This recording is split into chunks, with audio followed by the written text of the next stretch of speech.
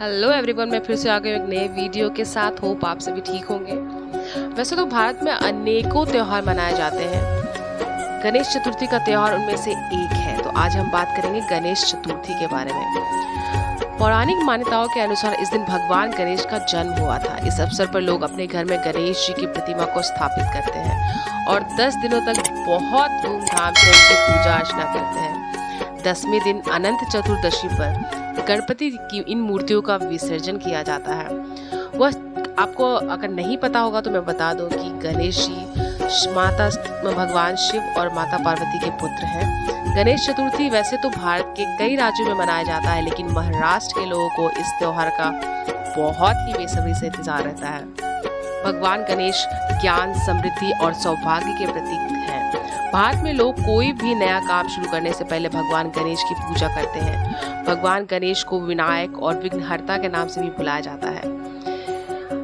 अन्य देवी देवताओं के कहानी या कथा की तरह ही गणेश जी की भी एक कहानी काफी रोचक है और काफी लोकप्रिय है। तो चलिए सुनते हैं उनकी इस कहानी को। एक बार माता पार्वती स्नान करने जा रही थी। तभी उन्होंने द्वार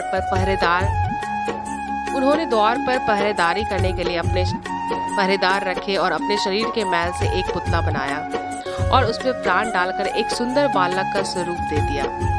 माता पार्वती बालक को कहती है कि मैं स्नान करने जा रही हूँ, तुम द्वार पर खड़े रहना और बिना मेरी आज्ञा के किसी को भी द्वार के अंदर मत आने देना। यह कहकर माता पार्वती उस बालक को द्वार पर खड़ा करके स्नान करने चली जाती है। वह बालक द्वार पर पहरेदारी कर रहा होता है। तभी वहां पर भगवान शंकर जी आ जाते हैं और अंदर जैसे ही अंदर जाने वाले होते हैं तो वह बालक उनको वहीं रोक देता है, क्योंकि वह तो अपनी माता की आज्ञा का पालन कर रहा था। भगवान शंकर जी उस बालक को उनके रास्ते से हटने के लिए कहते हैं, लेकिन वह बालक मानता नहीं।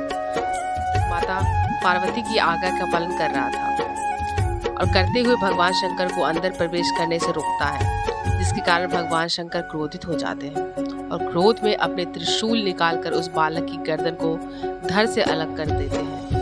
बालक की दर्द भरी आवाज को सुनकर जब माता पार्वती बाहर आती है तो वह उस बालक के कटे सिर को देखकर बहुत दुखी होती है। भगवान शंकर को बताती है कि वो उनके द्वारा बनाया गया बालक था जो उनकी आज्ञा का पालन कर रहा था, और माता पार्वती उसे अपने पुत्र को पुनः जीवित करने के लिए बोलती है। फिर भगवान शंकर अपने सेवकों को आदेश देते हैं कि वो धरती लोक पर जाए और जिस बच्चे की माँ अपने बच्चे की तरफ पीठ करके सो रही है उस बच्चे का सिर काट कर ले आए।